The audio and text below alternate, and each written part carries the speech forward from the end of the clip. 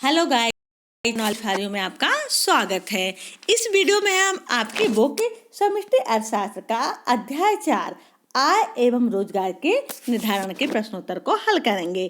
तो चलिए देखते हैं। प्रश्न नंबर 1 है, पूर्ति अपनी मांग स्वयं उत्पन्न करती है।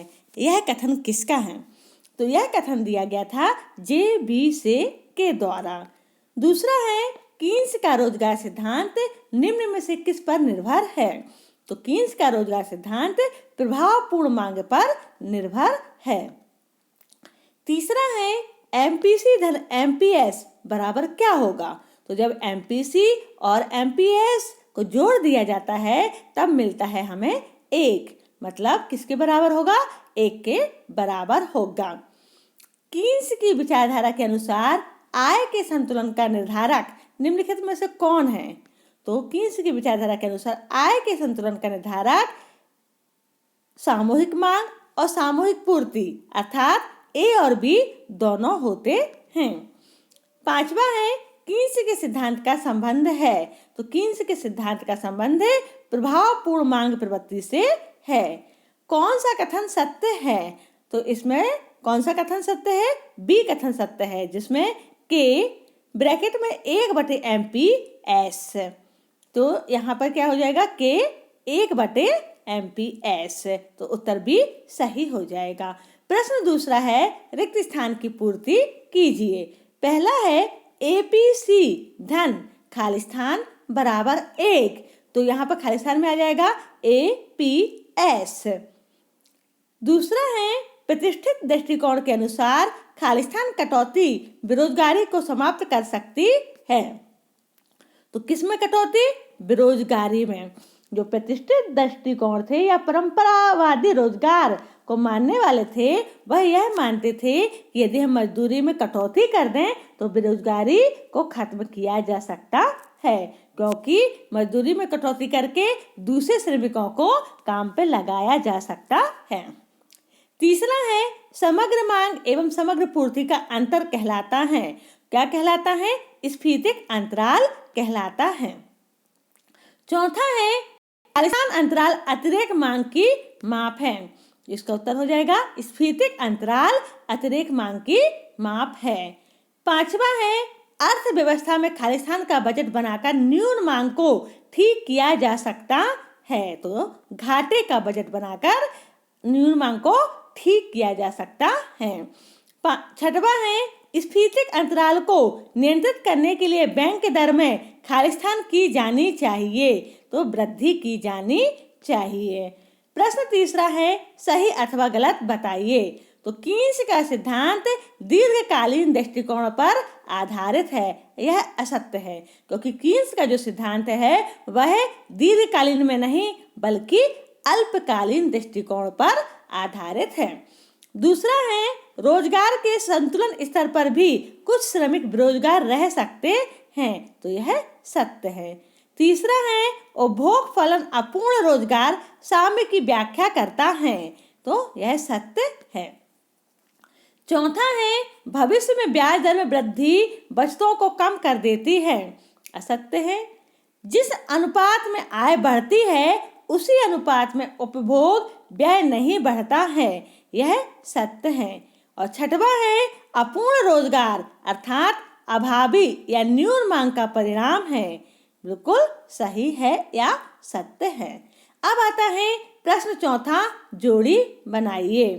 तो सबसे पहले दिया है 1 ऋण APC।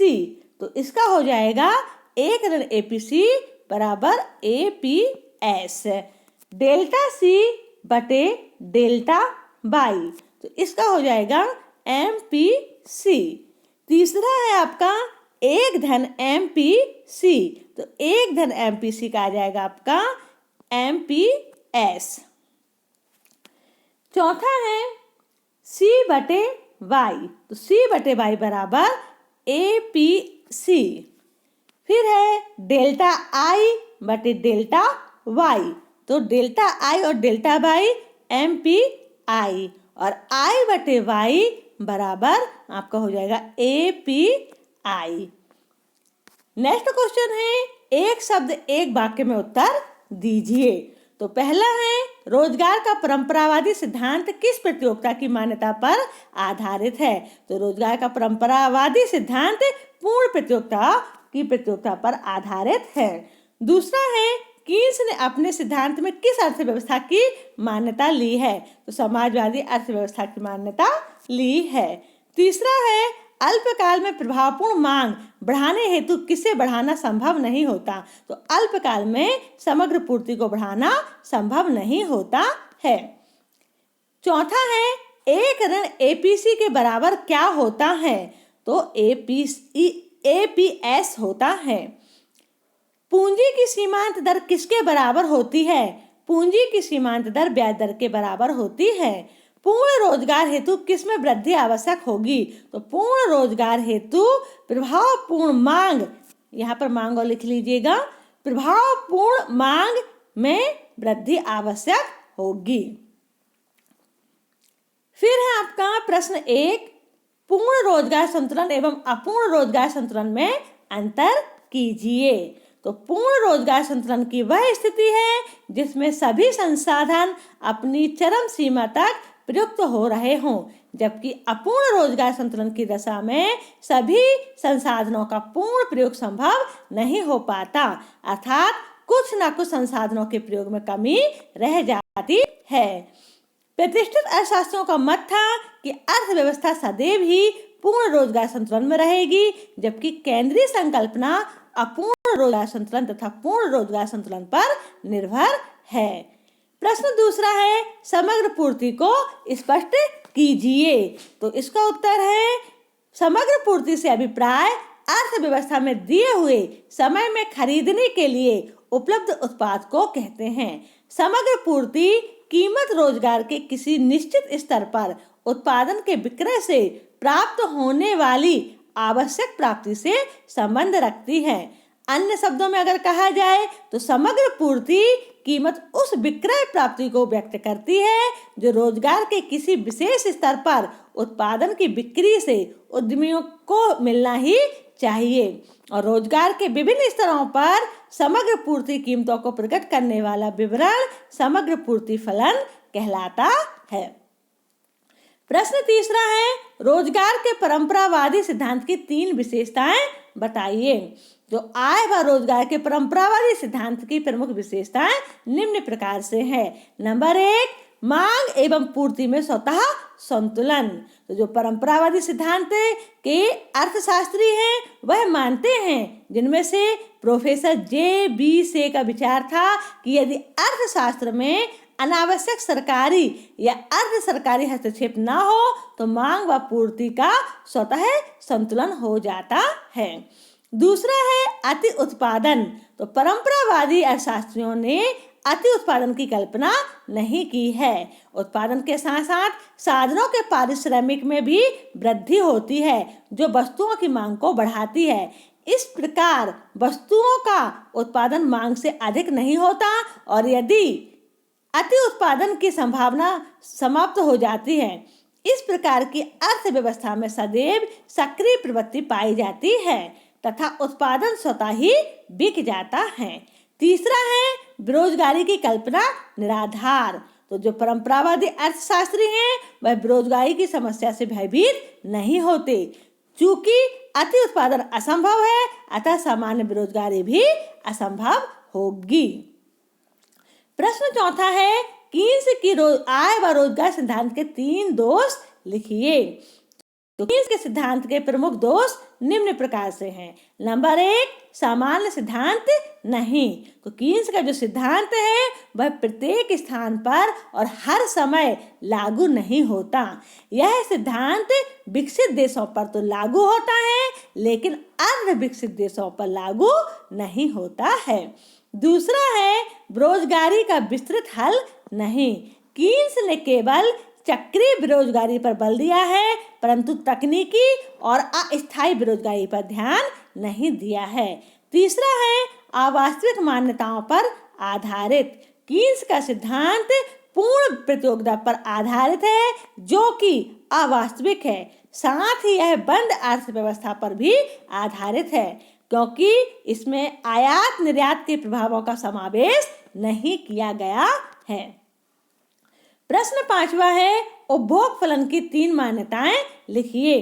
तो कीन्स ने उपभोग फलन के नियम को प्रतिपादित करते समय निम्नलिखित मान्यताएं ली थी। नंबर 1, उपभोग व्यय को प्रभावित करने वाले मनोवैज्ञानिक तथा संस्थागत तत्व जैसे व्यक्तियों की रुचि तथा आदतें, आय का वितरण, जनसंख्या आदि में कोई परिवर्तन नहीं होता है। दूसरा, अर्थव्यवस्था में सामान्य परिस्थितियां विद्यमान रहती हैं, अर्थात मुद्रास्फीति, युद्ध आदि असामान्य परिस्थितियां उत्पन्न नहीं होती हैं। और तीसरा है पूंजीवादी विकसित अर्थव्यवस्था है जिसमें सरकारी हस्तक्षेप नहीं होता है। प्रश्न 6वां है बचत फलन की व्याख्या कीजिए। तो बचत को व्यय योग्य आय तथा उपभोग के मध्य अंतर के रूप में परिभाषित किया जाता है। बचत का स्तर आय के स्तर पर निर्भर करता है। इस प्रकार बचत फलन एक तालिका है जो आय के विभिन्न स्तरों पर उनसे संबंधित बचत की विभिन्न मात्राओं को बताती है। बचत फलन या प्रवृत्ति को एक तालिका द्वारा समझा जा सकता है। तो यहाँ पर हम देख रहे हैं तालिका, यहाँ आय दिया है, उपभोग दिया है और बचत दिया हुआ है। जब व्यक्ति की आय 0 है तब उपभोग 20 है। देखिए, कोई भी व्यक्ति होगा उसकी इनकम बिल्कुल भी नहीं होगी, 0 भी होगी, तब भी वह वस्तुओं का उपभोग करेगा। कैसे? भोजन वगैरह तो करेगा ना। तो भोजन करने के लिए उसे क्या चाहिए? वस्तु तो चाहिए ना, उसका उपभोग करेगा। तो मतलब आय अगर 0 है तब भी वह उपभोग करेगा, और जब आय ही नहीं है तो बचत क्या होगी? -20 हो जाएगी। ये 20 जो उपभोग कर रहा है वो कहीं से उधार लेके करेगा, है ना। ये जो 20 रुपए का प्रयोग किया जा रहा है, 20 इकाई का प्रयोग किया जा रहा है, तो वह उधार लेके कर रहा है, इसलिए बचत कितनी जा रही है? -20 जा रही है या ऋण 20 जा रही है। अब आय बढ़ी इसकी और बढ़कर कितनी हुई? 50 प्राप्त हुई, और 50 हुआ, उपभोग कितना हो रहा है? 60 का हो रहा है। तो अभी बचत कितनी है? -10, मतलब अभी भी उधारी खाता चल रहा है। ठीक, अब आय बढ़ के 100 हो गई, 100 हो गई, और उपभोग कितना हो गया? बढ़ के 100 हो गया। तो बचत कितनी है? 0 है। अब आय बढ़ के 150 हुई और उपभोग 140 हो गई। तो यहाँ पर बचत कितनी हो गई है? 10 रुपये बचत हो गई। आय बढ़ के 200 हुई और खर्चा कितना हुआ? 180 हुआ। तो बचत कितनी हुई? 20 हो गई। और 250 रुपये आय होने पर उपभोग 220 का किया जा रहा है, तो बचत क्या हो रही है? 30 हो रही है। तो इस प्रकार से हम क्या देख रहे हैं? इस प्रकार से तालिका से स्पष्ट है कि प्रारंभ में जब आय 0 है तब व्यक्ति बचत नहीं कर पाता, वरन जीवित रहने के लिए अपनी पिछली बचतों से उपभोग, यहाँ पर जो माना गया था कि राशि 20 करोड़ रुपए है, ठीक, तो वह क्या कर रहा है? उससे उपभोग कर रहा है। और जब अर्थव्यवस्था में आय बढ़कर 50 करोड़ हो जाती है तब भी उपभोग व्यय 60 करोड़ होने के कारण पिछली बचतों में से यानी कि 10 करोड़ उपभोग करना पड़ता है। जब आय एवं उपभोग व्यय दोनों बढ़कर 100 करोड़ हो जाते हैं तो बचत 0 होती है। इसके पश्चात जब आय में क्रमशः 50 करोड़ की वृद्धि होती है तो अर्थव्यवस्था की बचतों में 10 करोड़ की वृद्धि होती है। इससे स्पष्ट है कि जब आय बढ़ती है तो बचतें बढ़ती हैं। बचत और आय के इस संबंध को बचत फलन कहा जाता है। प्रश्न 7वां है पूंजी की सीमांत क्षमता को स्पष्ट कीजिए। पूंजी की एक अतिरिक्त इकाई के निवेश से जो प्राप्त होता है उसे पूंजी की सीमांत क्षमता या कुशलता कहते हैं। पूंजी की सीमांत क्षमता को एक उदाहरण द्वारा समझा जा सकता है। यदि एक पूंजीगत वस्तु की एक अतिरिक्त इकाई की पूर्ति कीमत 10,000 रुपये है तथा उससे प्रतिवर्ष होने वाली प्रत्याशित आय 1,000 रुपये है तो पूंजी की सीमांत क्षमता 1,000 बटे 10,000 गुणित 100 बराबर 10% होगी। इस प्रकार पूंजी की सीमांत क्षमता का आशय लाभ की प्रत्याशित दर से होता है जिसे प्रतिशत दर के रूप में व्यक्त किया जाता है। कीन्स ने प्रत्याशित आय तथा पूर्ति कीमत को मिलाकर पूंजी की सीमांत कुशलता या पूंजी की सीमांत क्षमता को परिभाषित किया है। प्रश्न 8वां है, बचत प्रवृत्ति के निर्धारक 3 तत्व बताइए। तो बचत प्रवृत्ति को प्रभावित करने वाले तत्व निम्न प्रकार से हैं। पहला, आय। बचत आय का फलन है। अधिक आय पर भी अधिक बचत, आय पर कम बचत और कम आय पर कम बचत होती है। मतलब अधिक आय होगी तो बचत कैसी होगी? अधिक होगी। और आय यदि कम होगी तो बचत कैसी होगी? वह भी कम हो जाएगी। दूसरा है दूरदर्शिता। लोगों में जितनी अधिक दूरदर्शिता होगी, बचत की प्रवृत्ति भी उतनी अधिक होगी। और तीसरा है प्रकृति। तो बचत व्यक्तियों की प्रकृति पर भी निर्भर करती है। एक कंजूस व्यक्ति अधिक बचत करता है, जबकि एक फिजूल खर्च करने वाला कम बचत करता है। प्रश्न 9वां है, अधिक मांग एवं अभावी मांग में अंतर लिखिए। तो अधिक मांग क्या होती है? स्वतंत्र विनियोग में वृद्धि अत्यधिक मांग का कारण है, जबकि स्वतंत्र विनियोग में कमी होने पर न्यून मांग उत्पन्न होती है। न्यून मांग अर्थात अभावी मांग। भुगतान शेष में अधिक के आय के अर्जन से अतिरेक मांग उत्पन्न होती है। और यदि भुगतान शेष में घाटा उत्पन्न हो जाता है तो उसके फलस्वरूप न्यून मांग उत्पन्न हो जाती है। निर्यात के लिए वस्तुओं की मांग में वृद्धि और इसमें निर्यात मांग में कमी न्यून मांग का कारण होती है। प्रश्न 10वां है, अभावी मांग के 3 कारण लिखिए। तो अभावी मांग के कारण किसी भी अर्थव्यवस्था में अभावी मांग की स्थिति निम्नलिखित कारणों से उत्पन्न हो सकती है। नंबर 1, सरकार द्वारा करेंसी की पूर्ति में कमी या बैंकों द्वारा साख निर्माण को घटाना। जब देश का केंद्रीय बैंक चलन में मुद्रा की मात्रा कम कर देता है तो इसके कारण मुद्रा व साख की मात्रा कम हो जाती है। अतः इसके कारण कुल व्यय कुल आय से कम हो जाती है, जिसके कारण अभावी मांग उत्पन्न हो जाती है। दूसरा है बचत प्रवृत्ति में वृद्धि के कारण उपभोग मांग में कमी। तो सामूहिक मांग यानी कि समग्र मांग के कम होने के कारण वस्तुओं व सेवाओं की कीमत में कमी आने लगती है, जिसके कारण मुद्रा का मूल्य बढ़ जाता है। अतः व्यक्ति मुद्रा का संचय अधिक करते हैं और व्यय कम करते हैं। तीसरा है करारोपण नीति। जब सरकार अपनी कर नीति में कर की दर वस्तुओं व लगाती है तो लोगों की उपभोग व्यय की प्रवृत्ति कम हो जाती है और अभावी मांग उत्पन्न हो जाती है। प्रश्न 11वां है, कीन्स की आय व रोजगार सिद्धांत को समझाइए। उत्तर दिया है, कीन्स ने अपनी सुप्रसिद्ध पुस्तक सामान्य सिद्धांत में आय एवं रोजगार के सामान्य सिद्धांत का क्रमबद्ध एवं वैज्ञानिक विश्लेषण किया है। तीसा की महामंदी सन 1930 में उन्होंने अपने सिद्धांत का प्रतिपादन किया था। उनके अनुसार एक अर्थव्यवस्था में आय एवं रोजगार का स्तर मुख्य रूप से प्रभावपूर्ण मांग के द्वारा निर्धारित होता है। प्रभावपूर्ण मांग में कमी ही बेरोजगारी का कारण होता है और परंतु प्रभावपूर्ण मांग का निर्धारण 2 तत्वों के द्वारा होता है। पहला तत्व है सामूहिक मांग और दूसरा तत्व है सामूहिक पूर्ति। अब सामूहिक पूर्ति और सामूहिक मांग जहाँ एक दूसरे के बराबर होते हैं, वहीं साम्य बिंदु प्रभावपूर्ण मांग का बिंदु भी होता है। इसी प्रभावपूर्ण मांग के बिंदु पर अर्थव्यवस्था में उत्पादन की मात्रा तथा रोजगार की कुल संख्या का निर्धारण होता है। अतः कीन्स का रोजगार सिद्धांत समझने के लिए अग्र रेखा चित्र को समझना होगा।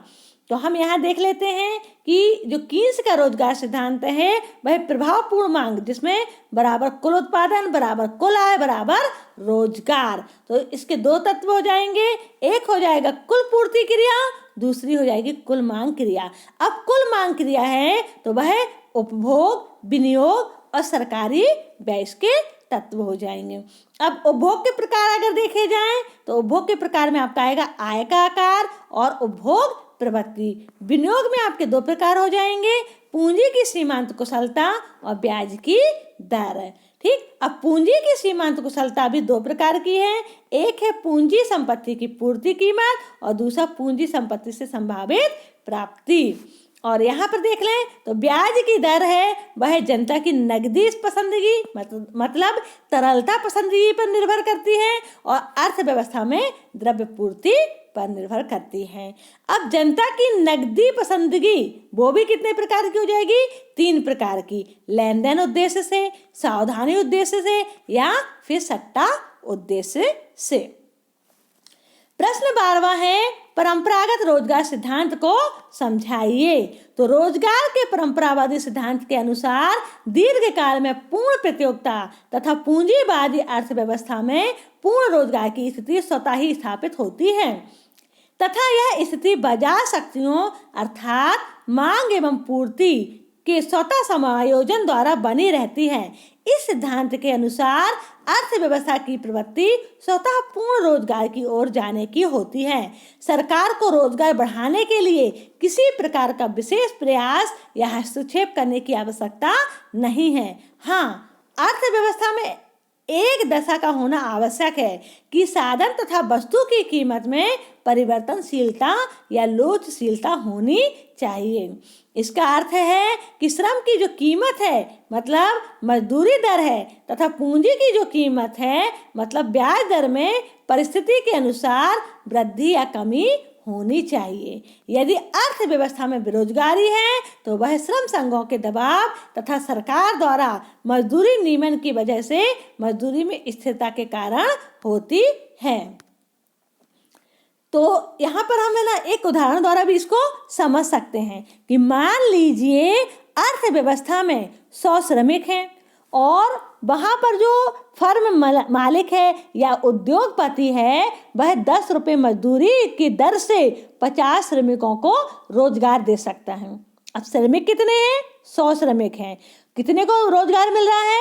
50 श्रमिकों को रोजगार मिल रहा है। तो 50 श्रमिक कैसे हो गए? बेरोजगार हो गए। ठीक है ना। तो अब यहाँ पर क्या हुआ? सरकारी हस्तक्षेप नहीं हो रहा, ना कोई श्रम संघों का दबाव नहीं है, तो बाजार शक्तियाँ अर्थात जो मांग और पूर्ति है मजदूरी की दर में कमी करेगी और मजदूरी की जो दर है वह 10 रुपये से घटाकर मान लो 5 रुपये कर देते हैं। ठीक, अब एक मालिक ने क्या किया, अभी 10 रुपये दे रहा था श्रमिकों को, अब घटाकर उसने 5 रुपये कर दिया और 100 के 100 मजदूरों को उसने रोजगार प्रदान कर दिया। तो अब कैसी स्थिति बन गई? पूर्ण रोजगार की स्थिति बन गई, है ना। लेकिन यहाँ पर क्या किया गया है? यहाँ पर एक फर्म मालिक के द्वारा मजदूरी की जो दर है उसे क्या कर दिया गया है? घटा दिया गया है। पहले 10 रुपये थी, अब 5 रुपये हो गई। पहले एक फर्म मालिक का खर्च कितना आ रहा था? श्रमिकों को मजदूरी देने में 10 मजदूरी थी, 50 को दिया जा रहा था, तो 10 गुणित 50 तो 500 रुपये आ रहा था। अब वह 100 लोगों को मजदूरी दे रहा है और कितनी मजदूरी दे रहा है? प्रत्येक को 5 रुपये दे रहा है। तो अब उसका खर्च कितना है? 500 रुपये है। मतलब पहले भी 500 रुपये वह मजदूरी पे खर्च कर रहा था, अब भी वह 500 रुपये मजदूरी पर खर्च कर रहा है। तो इसी प्रकार यदि पूंजी की पूर्ति उसकी मांग की तुलना में अधिक है तो ब्याज की दर गिरेगी और ऐसा उस समय तक होगा जब तक कि संपूर्ण पूंजी का विनियोग नहीं हो जाता। यही बात भूमि पर लगान के संबंध में लागू होती है। इस प्रकार अर्थव्यवस्था में एक बार पूर्ण रोजगार की स्थिति स्थापित होने पर यह स्थिति कीमत यंत्र की क्रियाओं अर्थात मांग एवं पूर्ति शक्तियों द्वारा बनी रहती है।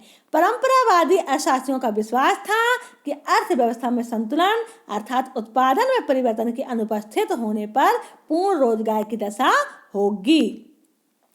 प्रश्न 13वां है, कीन्स की आय व रोजगार सिद्धांत एवं परंपरागत रोजगार सिद्धांत में अंतर लिखिए।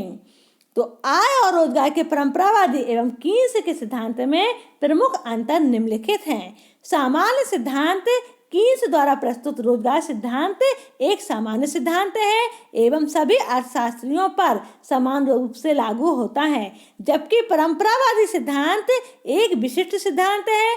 पूर्ण रोजगार की मान्यता परंपरावादी सिद्धांत पूर्ण रोजगार की मान्यता पर आधारित था, जबकि कीन्स ने बताया कि वास्तविक स्थिति यह है कि पूर्ण रोजगार कभी नहीं होता, उसमें थोड़ी कमी अवश्य रह जाती है। तो इस स्थिति को कीन्स ने पूर्ण रोजगार की संज्ञा न्यून रोजगार की संज्ञा दी है।